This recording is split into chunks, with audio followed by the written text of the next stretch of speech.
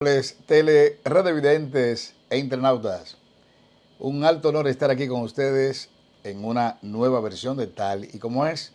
Y rápidamente le pasamos a la inteligente y dinámica Arelis Mejía. Arelis. Miguel, un placer como siempre estar aquí contigo, especialmente porque hoy tenemos con nosotros el próximo Contralor de la ciudad de Manhattan. Más nada, Miguel, vamos a darle la bienvenida al candidato para Contralor por el Partido Republicano, Peter Kafalas. Hi, Peter. We wanted to hear more about your campaign. We know and we are trying to explain to our audience that 5 boroughs of New York City have a controller as well as one for New York State. So correct. In this case, you are running for New York City, the 5 boroughs. New York City Controller. Correct, the 5 boroughs. Perfect. So we want to have an idea of what is it or what are the responsibilities of a controller so our audience can understand what is it that you're running for. Absolutely, and thanks for having me on, guys. I appreciate it. So the controller is one of 3 citywide offices. There's mayor, public advocate, and controller. So if something should happen to the mayor, the public advocate would be next in line. And if something would happen to him or her, then the controller would be the third in line to be the mayor if someone was to die or resign or something like that. But the primary responsibility of the controller in New York City, there's quite a few, but one of them is handling the investments for those city workers that have pensions, the police, the fire department, the teachers, the garbage men, so on, and investing that money and making sure that the city is getting a good return on the investment since they have to grow that money to pay retirees that have been promised a pension. Another thing would be to work with the mayor. Our next mayor is going to be Curtis Leewell, so I'd have to work with him to make sure that we have enough money to hire new police officers, to take care of our kids in school, the fire department, the parks, so on and so forth. But in a nutshell, the New York City Controller is basically a fiscal watchdog that is supposed to be the person watching out, looking out for the taxpayers' best interest, where all the money is, being spent and invested from those folks who paid into the system here in New York. Peter, before say hi, I'm very happy to to have you here in the Tal y Como Es. And I would like to ask you, what made you run for this position as controller of New York City? Well, I got tired, like a lot of us, friends, relatives, coworkers, family, where I just got tired of being sick and tired every day. And I said, I could sit here and complain and watch the news and, see how the city's falling off a cliff, or I could get involved. And I just decided to do something where I thought my past experience in, creating jobs, starting, managing, running companies, not just here domestically, but on a multinational level, would come into hand. And when you see, where we're spending the money, on who we're spending the money, there's a lot of corruption, there's a lot of incompetence, a lot of monkey business, so to speak, with the taxpayers' money. And I just got tired of watching the same people, the same team, if you will, put us in a bad situation, and I decided to just throw my hat in the ring and try to do something about it personally on behalf of everybody here in New York City. Sí, Miguel, pienso que es importante por lo menos nosotros traducir cuáles son las responsabilidades de un controlador para de esa manera nuestra audiencia entienda. Básicamente, basado en lo que nos acaba de explicar el candidato, en cuanto a la posición, es importante porque, por ejemplo, si nosotros tenemos un alcalde, si algo le pasa al alcalde, entonces... Que Dios lo libre. Que Dios lo libre.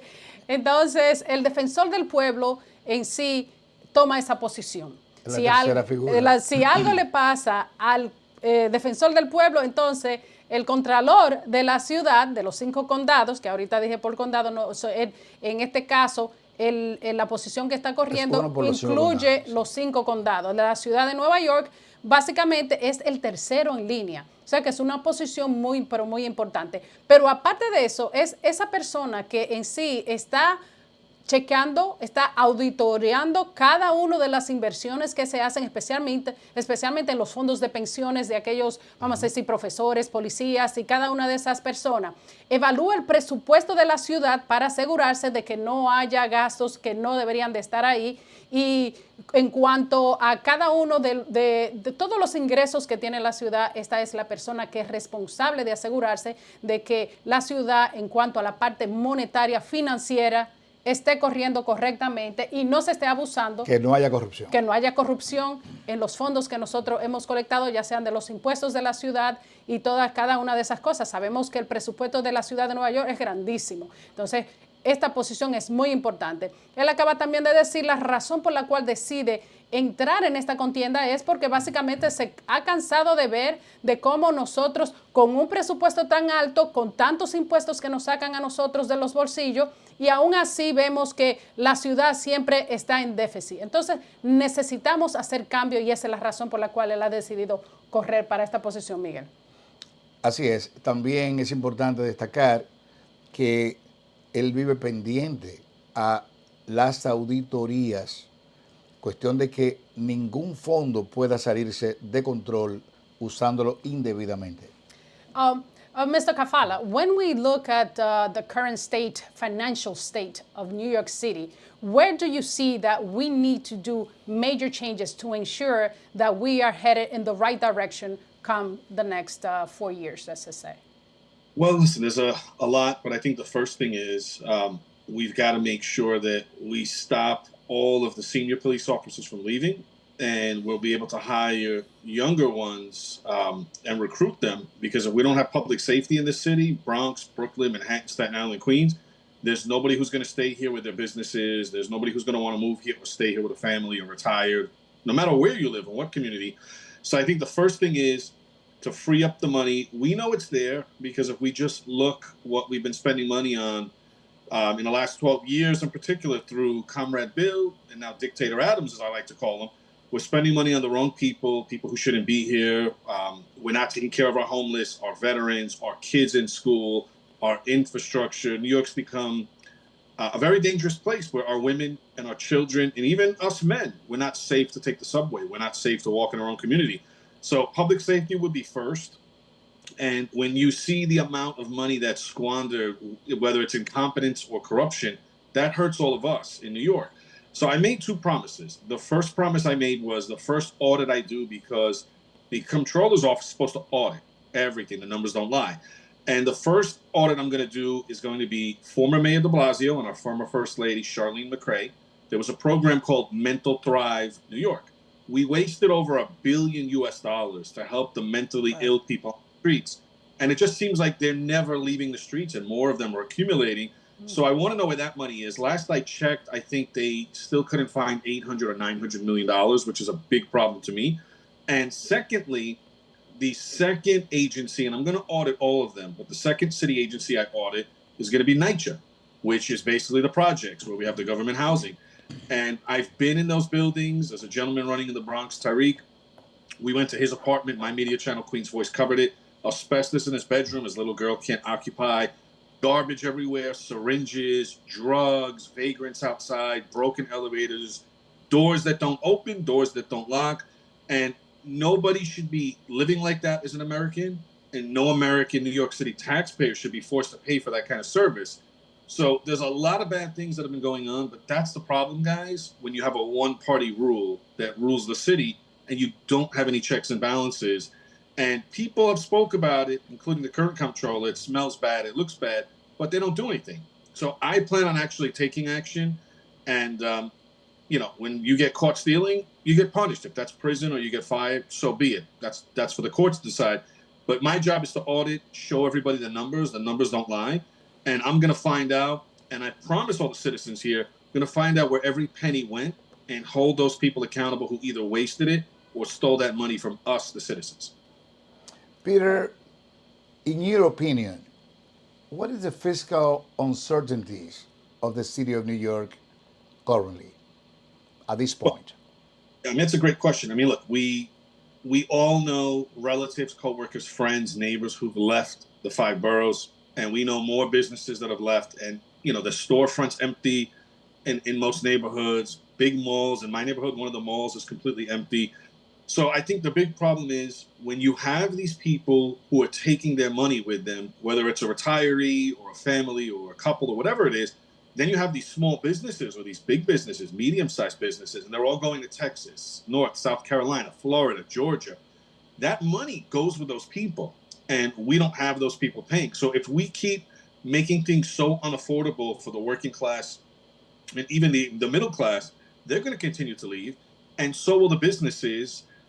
Who we've seen countless of the Wall Street investment firms went to Florida. There's another one that's starting to leave soon. And we've got to stop the bleeding, because if we don't have the revenue here, what will the city become? Another Detroit? And that's what I'm afraid of. And I think that's the number one problem. And then it would be the corruption and the incompetence that would follow as number two, in my opinion.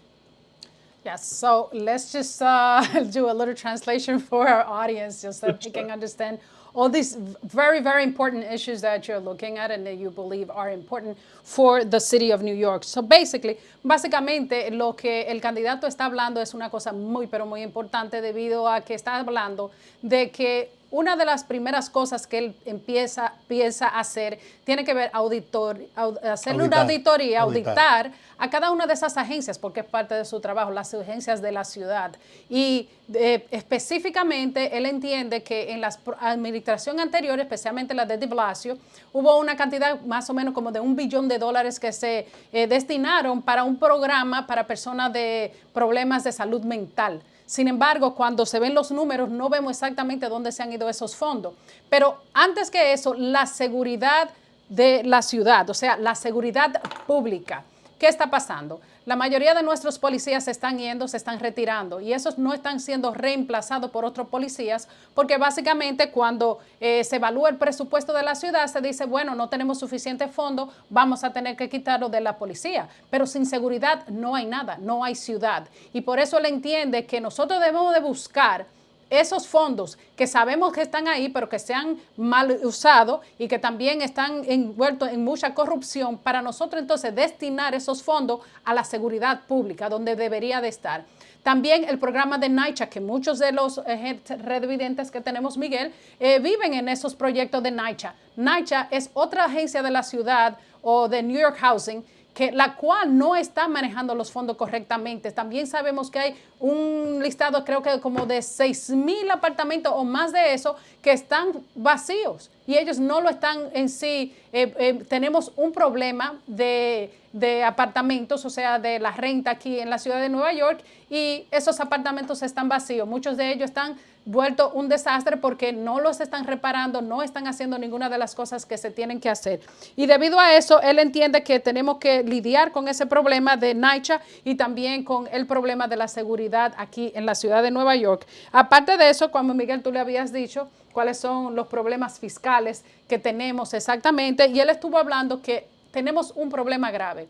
Muchas de las personas, aquellos que en verdad están generando ingresos en la ciudad, se están yendo para Texas, se están yendo para otros estados, porque la ciudad de Nueva York lo está haciendo casi imposible que muchos de esos pequeños negocios que tenemos se mantengan aquí, que aquellas corporaciones que le están dando empleos a muchísimas de nuestras personas, la mayoría que viven aquí, ya sea en el área bancaria, ya sea en un área de restaurante, todo ese tipo de cosas, esas personas están que ya no pueden dar abasto por la cantidad de impuestos sobre la renta que tienen, impuestos de propiedad, los impuestos corporativos, una cantidad inmensa de impuestos que cuando nosotros lo evaluamos decimos, pero ¿para qué nos sacan todo este dinero cuando la ciudad siempre está de mal en peor? Entonces, esas son una de las cosas. Debemos de parar el sangrado que tenemos de los fondos que no se están yendo a ningún sitio, Miguel. Y el señor Kafalas se presenta aquí en este momento ante la comunidad latinoamericana. Yo quiero que ustedes presten atención a cada una de las cosas que él señala, porque precisamente por eso está aquí hoy en Tal y Como Es, para que ustedes vean que Kafalas, en este caso Peter Kafalas, es el hombre ideal y adecuado para controlar o para llevar a cabo la dinámica de administrar los fondos de esta ciudad.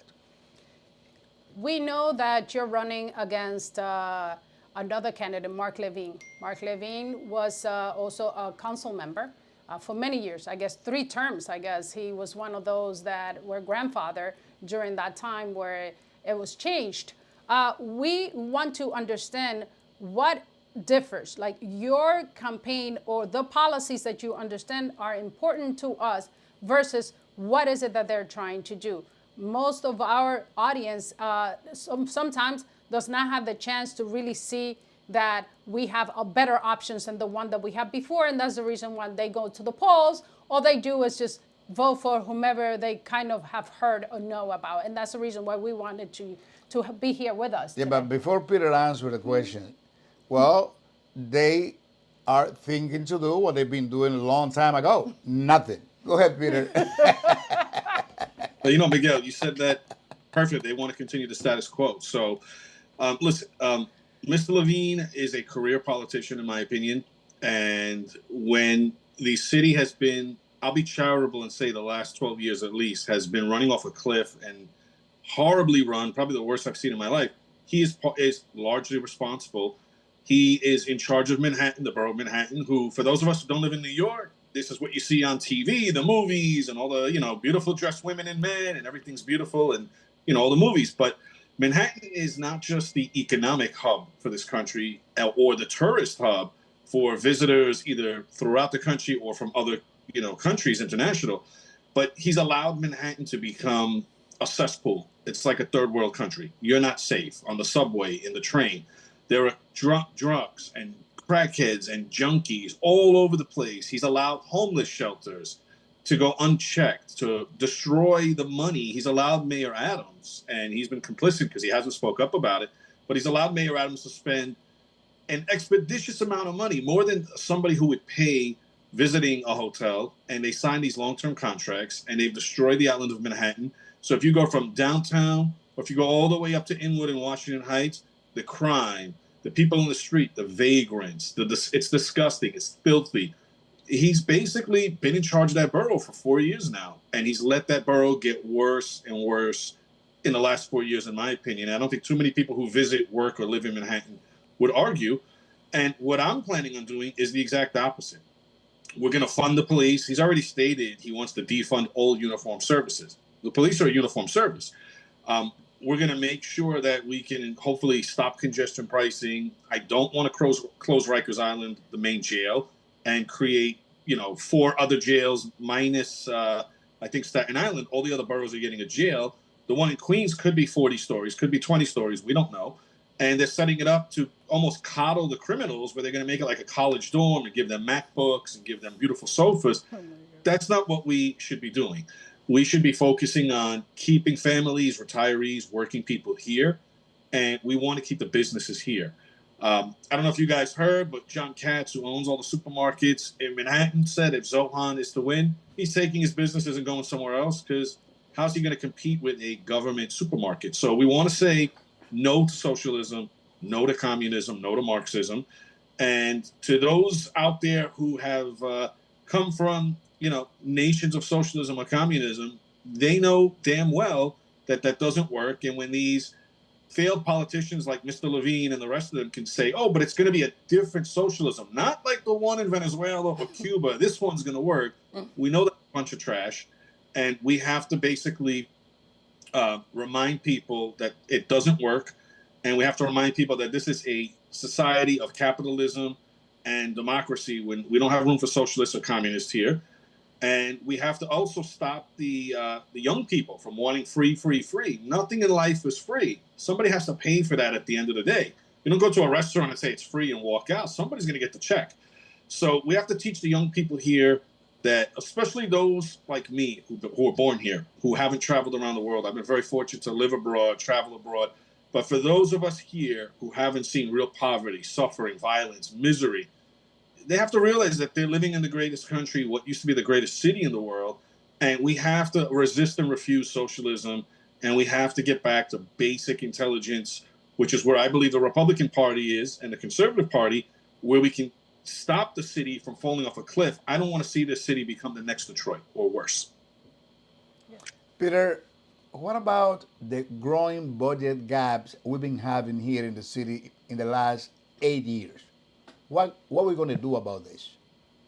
That's a great question, Miguel. Look, we always hear we don't have the money, and then somebody, we've heard this over Mayor Adams' term so far. We don't have the money, and then all of a sudden they find it somewhere, right? We've seen that more than one time. So my opinion is this: if we have all this money to be wasted for stupidity, incompetence, whatever you want to say, corruption, and we're going to invite people who shouldn't be in this country and subsidize them, subsidize their education, their kids' education, healthcare. We're going to give them debit cards, put them up in 5-star hotels like the Roosevelt. Then we damn well know we have the money. We're just spending it on the wrong people and the wrong things. And there's no reason any community in this city, I don't care who you are, I don't care what borough you live in, there's no reason our women and our kids cannot go out in the subway or the street or to a park and not be dealing with a pervert exposing themselves or someone with a knife or shooting our young people. They're shooting each other. It's just crazy. We had enough of our own criminals here. And sadly, you just have to look outside the window and watch TV or take the train. We've been subsidizing international crime syndicates to come here and create more crime.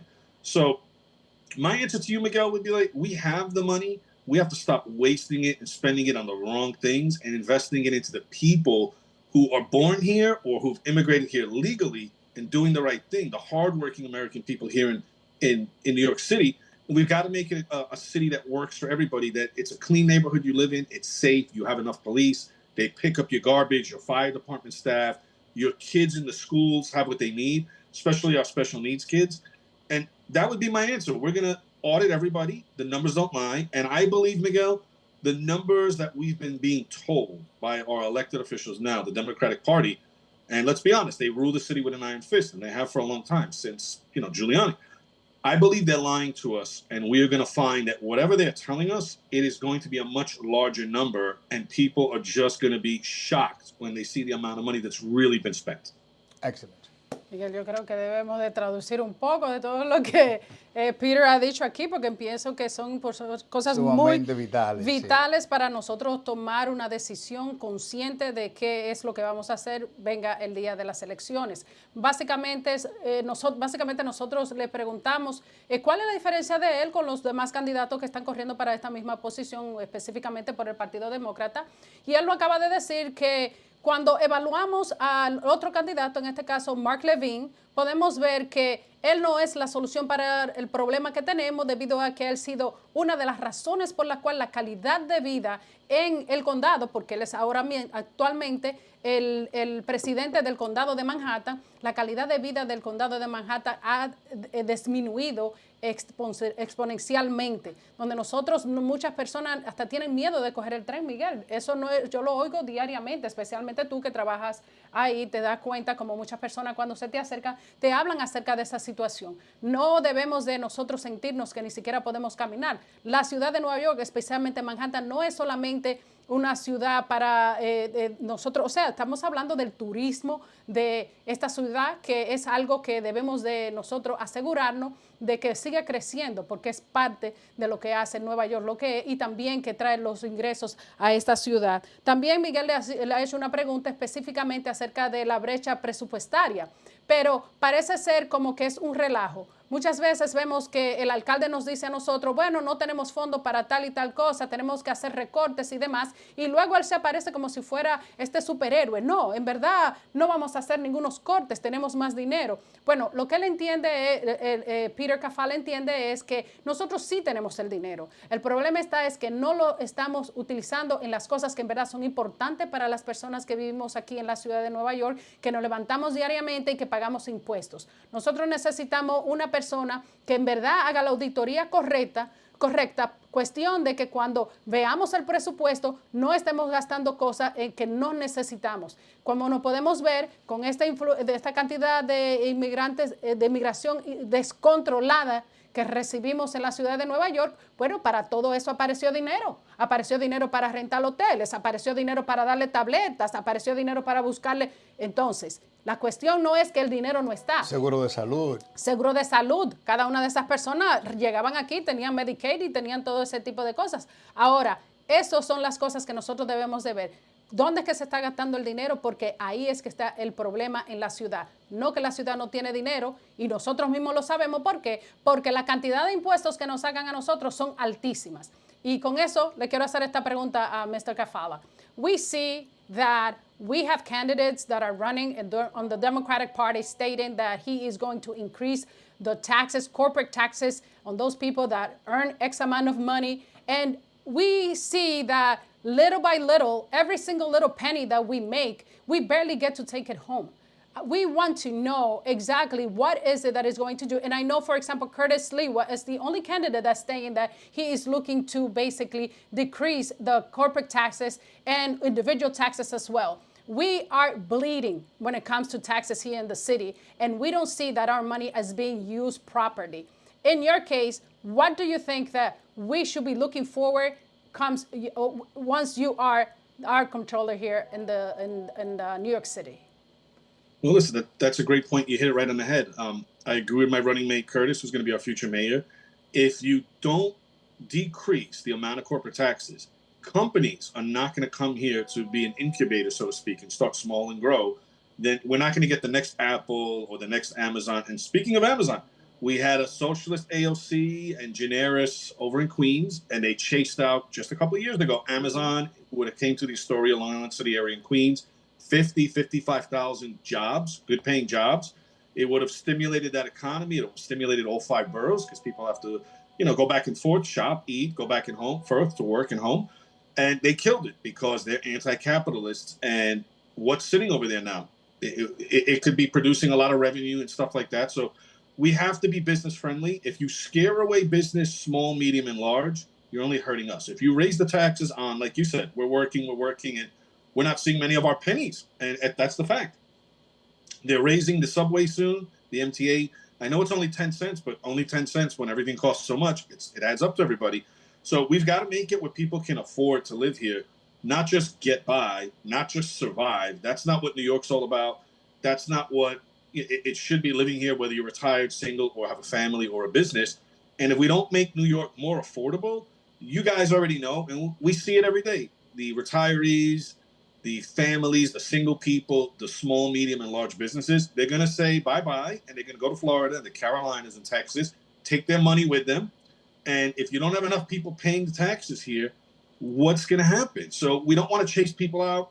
No matter what economic bracket they're at, we want to keep people here, especially people who are paying the large taxes or the corporations. And if we do that, we're just going to commit suicide financially, and it'll just be another Detroit. And remember, guys, at one point, Detroit had more millionaires than any other city in the United States. Mm-hmm. We've seen what happened to them in recent time. They were the hub for auto manufacturing and a lot of industry. And we've seen they haven't yet bounced back. I don't want to see New York go further down the toilet and become the next Detroit or worse. And it'll probably magnify 10 times worse because we're 10 times bigger. We are the biggest principal city in America. We can't afford to have that happen, folks. Peter, let me translate a little bit of what you just have said. Señores, lo que estamos viendo ahora, que ya estamos alarmados, es razón para entender que nos vamos a alarmar más.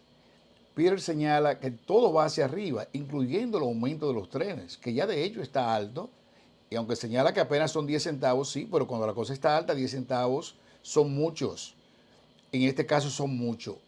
Entonces, todo va hacia arriba. Ya sabemos la inflación al nivel que va. Y si esta gente sigue administrando las administraciones de la ciudad, vamos a estar peores.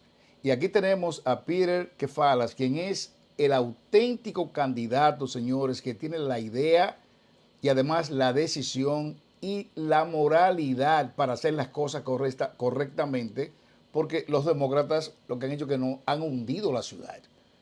Peter, thank you so much. We really appreciate the fact that you've been here with us, telling us about all these important issues that are affecting all the people that live here in New York City. Yeah, listen, guys, thank you for having me. And the first group that actually endorsed me when I won my primary decisively was friend Sammy and Naomi and the rest of the leadership at the Dominican American Republican Club up in northern Manhattan, the South Bronx. So a lot of the Dominicans are getting involved. I need more of them to get involved. And the party for everybody, including our Latino brothers and sisters here in New York City, including mi gente, the Dominicans, is the Republican Party. Don't believe the brainwashing that because you're a certain person or you're from a certain place or a certain group, that you have to blindly vote for the same failed people who are not helping your community or your people or your future. Give us a chance on the Republican side, and I promise not only the Dominican citizens, but all of the citizens in all 5 boroughs will be much better off. We'll be safer. We'll be more prosperous. And give us a shot. We have nothing that can save us from going off the cliff if we don't take our city back this November. So I just ask everybody out there to look at the options, not just for my seat, but for mayor, for public advocate, city council, district attorney, so on and so on. Make a good choice, folks, because the same team that keeps losing is not going to get us off the field with a victory. Bueno, ya ustedes saben, Peter Kafalas por el Partido Republicano corriendo para el Contralor en la ciudad de Nueva York. Ya sabemos, tenemos otra opción. No es necesario solamente ir ahí y votar solamente demócrata. Tenemos diferentes opciones y es bueno que nosotros veamos cuáles son esas opciones para hacer una decisión con conciencia. Y votar por el bloque republicano. Republicano, Miguel. Así Con Esliwa, Peter Kafalas, y tenemos también a esta muchacha. Tenemos Matt Moran, una posición muy importante, Yes. es la fiscal de Manhattan, muy She's going to importante. be Manhattan District Attorney, right? Yes, that's correct, la fiscal del distrito. Así es que ya ustedes saben. Votar en esa línea republicana, ¿ok? Para que las cosas salgan mejor. Y bueno, Miguel, será hasta La próxima. Thank you so much, Peter. Thank you, guys.